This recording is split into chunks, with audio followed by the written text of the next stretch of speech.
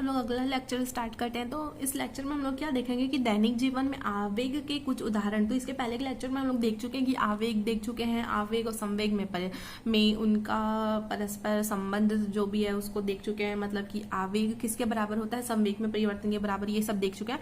तो अब हम लोग उसके क्या देखेंगे, कुछ एग्जाम्पल्स देखेंगे। ठीक, तो हम लोग क्रिकेट तो आप लोग सब लोग ही देखते होंगे। तो आप लोगों ने देखा होगा कि क्रिकेट के जो खिलाड़ी होते हैं, जो बॉलर होते हैं, गेंद वो पकड़ते हैं, तो पकड़ते हैं जो गेंद को फेंकते टाइम वो ऐसे हाथ को अपने पीछे घुमा लेते हैं। तो पीछे क्यों खींच लेते हैं, तो चलो उसका आंसर देखते हैं, उसका कारण जानते हैं कि क्यों ऐसा करते हैं। तो देखो, गेंद को पकड़ने के पश्चात हाथ पीछे खींचने पर, गेंद को जब हम लोग पकड़े तो हाथ को हम लोग पीछे खींचते हैं ना, तो गेंद में स्थिर होने का समय जो होता है बढ़ जाता है। तो बढ़ जाता है, तो ये हम लोग को कैसे पता चला, देखो इसका एक फॉर्मूला होता है F is equal to del P by del T. मतलब ये कौन सा फॉर्मूला होता है हमारा, ये होता है हमारा न्यूटन का सेकंड लॉ होता है। ठीक है, तो मतलब संवेग में परिवर्तन की दर। तो इसके अनुसार बल का जब परिमाण देखो, तो जब कोई भी वो बॉलर है जब अपने हाथ को पीछे की ओर खींचता है तो फिर पीछे की ओर घुमाता है, तो उसका जो होता है गेंद का जो होता है हाथ में, उसका समय बढ़ जाता है। तो ये जो समय बढ़ता है तो ये बल क्या हो जाता है, उस पर लगने वाला बल कम हो जाता है। तो ये कम हुआ कैसे पता चला हम लोग को, F is equal to del P by del T. तो ये दोनों आपस में क्या है, इनवर्सली प्रोपोर्शनल है। ठीक है, मतलब इसको हिंदी में क्या बोलते हैं, व्युत्क्रमानुपाती है। तो अगर ये बढ़ रहा है तो ऑब्वियसली ये तो कम ही होगा। तो उस पर स्थिर होने का समय बढ़ रहा है तो उस पर लगने वाला बल कम हो जाता है, जिससे कि इसलिए ही वो अपना हाथ को पीछे खींचता है। ठीक है, और उसको ज्यादा चोट नहीं आती है।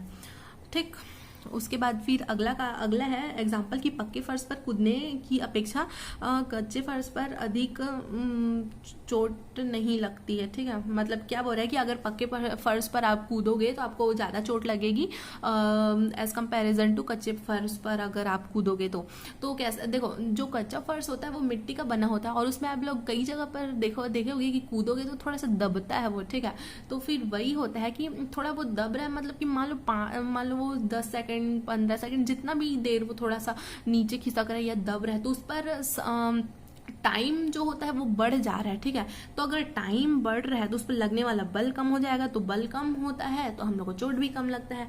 और वहीं बात की जाए, अगर पक्के फर्श की बात की जाए, तो अगर आप लोग इसको कितना भी जोर से कूदो, जो भी करो, वो तो दबता ही नहीं है। तो फिर मतलब कि उस पर स्थिर होने का समय जो होता है बहुत कम होता है। तो बहुत कम होता है तो उस पर लगने वाला बल अधिक होगा तो चोट अधिक लगेगी हमको। ठीक है, उसके बाद फिर हम लोग देखते हैं गति के द्वितीय नियम का, हम लोग क्या देखते हैं, अनुप्रयोग देखते हैं। ठीक है, तो ये क्या बोलता है, पहला क्या बोलता है, संवेग संरक्षण का नियम। तो संवेग संरक्षण का नियम क्या बोलता है कि इसके अनुसार बाह्य बल की अनुपस्थिति में किसी निकाय का संपूर्ण रेखीय संवेग नियत रहता है। तो ठीक है, तो नियत रहता है का मतलब क्या होता है, कांस्टेंट रहता है। कांस्टेंट रहता है का मतलब जीरो होता है, नियत रहेगा बोलेगा मतलब जीरो लगा देना। तो F इज इक्वल टू, मान लेते हैं अगर F है तो F इज इक्वल टू 0 है, तब P इज इक्वल टू नियतांक या कांस्टेंट। तो P क्या होता है, क्या है हमारा संवेग। तो ये तो बोला ही है कि बाह्य बल की अनुपस्थिति में, बाह्य बल की अनुपस्थिति में बोल रहा है ना, मतलब अनुपस्थिति में बोल रहा है, मतलब 0 ले लेंगे, F इज इक्वल टू 0। उसके बाद क्या बोलता है, किसी निकाय का संपूर्ण रेखीय संवेग नियत रहता है।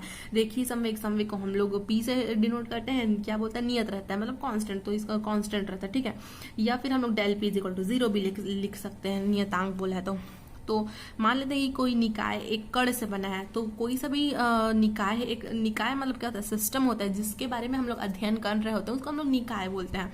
और कण से बना है, तो कण से बना है तो कोई भी वस्तु है तो उसका सबसे छोटा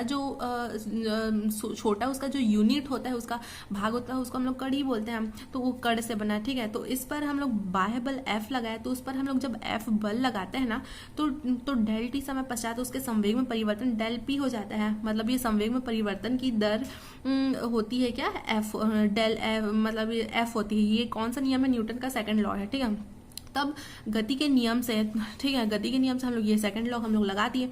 तो ये क्या बोलता है कि F इज इक्वल टू 0। तो F इज इक्वल टू 0 क्यों लिखे हम लोग? तो ये इसके पहले इसका जो स्टेटमेंट था वही बोल दिया था कि इसके अनुसार बाह्य बल की अनुपस्थिति में, तो बाह्य बल की अनुपस्थिति है तो F इज इक्वल टू हम लोग को तो 0 तो लेना ही पड़ेगा।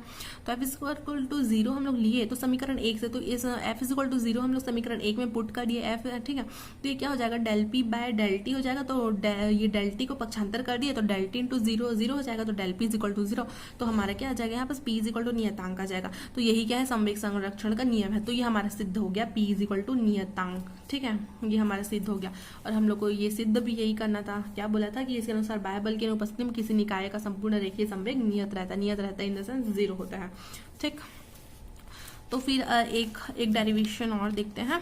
ये क्या बोल रहा है कि दो कण निकाय के लिए संवेग संरक्षण का नियम। तो मान लेते हैं कि कोई पिंड है, दो कणों से मिलकर बना है। तो कोई सा भी पिंड है मतलब कि वो कोई सा भी वस्तु है, ठीक है, तो सिस्टम है, तो वो है दो कणों से मिलकर बना है, ए और बी से मिलकर बना है, ठीक है, और ए और बी से मिलकर बना है। और क्या बोलता है कि इस पर बाह्य बल F लगाने पर डेल T समय पश्चात इनके संवेग में परिवर्तन हो जाता है, डेल P1 हो जाता है, और दूसरे का और बी का हो जाता है डेल P2 हो जाता है। और यदि ए जो होता है बी पर बल लगाता है उसको F21 से डिनोट करते हैं हम लोग, और बी जो है ए पर बल लगाया उसको हम लोग किससे डिनोट करते हैं, F12 से डिनोट करते हैं, ठीक है। तो देख लो, मान लेते हैं कोई भी वस्तु, कोई भी एक सिस्टम निकाय दो कण से मिलकर बना है, ए से बना है और बी से बना है, और इसके संवेग में परिवर्तन डेल P1 है और इसके संवेग में परिवर्तन डेल P2 है, और समय जो है हमारा डेल T है, और क्या बोल रहा है कि बी द्वारा ए द्वारा बी पर लगाया गया बल जो है हमारा F21 है हमारा, और बी द्वारा ए पर लगाया गया बल F12 है, ठीक। और ठीक है, तो फिर उसके बाद हम लोग को पता है कि न्यूटन की गति के द्वितीय नियम से हम लोग को पता है, संवेग संरक्षण के नियम से ये क्या हो जाएगा कि F इज इक्वल टू क्या हो जाएगा, del P by del T, मतलब बल जो है संवेग में परिवर्तन के बराबर होता है। ये समीकरण 1 हो गया। उसी तरीके से हम लोग कण B के लिए ले लेते हैं, तो ये समीकरण 2 हो जाता है। तो गति के तृतीय नियम से हम लोग को क्या पता होता है कि क्रिया और प्रतिक्रिया बल है, दोनों का जो योगफल होता है वो हमेशा 0 होता है, ठीक है। तो ये दोनों को हम लोग, ये एक कोई क्रिया बल हो गया हमारा, मान लो एक प्रतिक्रिया बल हो गया, तो दोनों को ऐड कर दो तो ये 0 हो जाता है। तो अब इसके RHS को भी हम लोग ऐड करेंगे तो 0 हो गया। तो डेल टी इसका जो डिनोमिनेटर, इसका जो हर है समान है, तो डेल टी है, तो इसका ऊपर क्या हो जाएगा, del P1 plus del P2 is equal to 0 हो जाएगा। तो डेल को बाहर निकालिए, P1 plus P2 is equal to 0, तो P1 plus P2 is equal to क्या हो जाएगा, हमारा नियतांक है। तो यही क्या है, दो कण निकाय के लिए संवेग संरक्षण का नियम है, ठीक है। तो हमारा ये प्रूव हो जाता है। तो आज के लिए इतना ही, टाटा बाय बाय।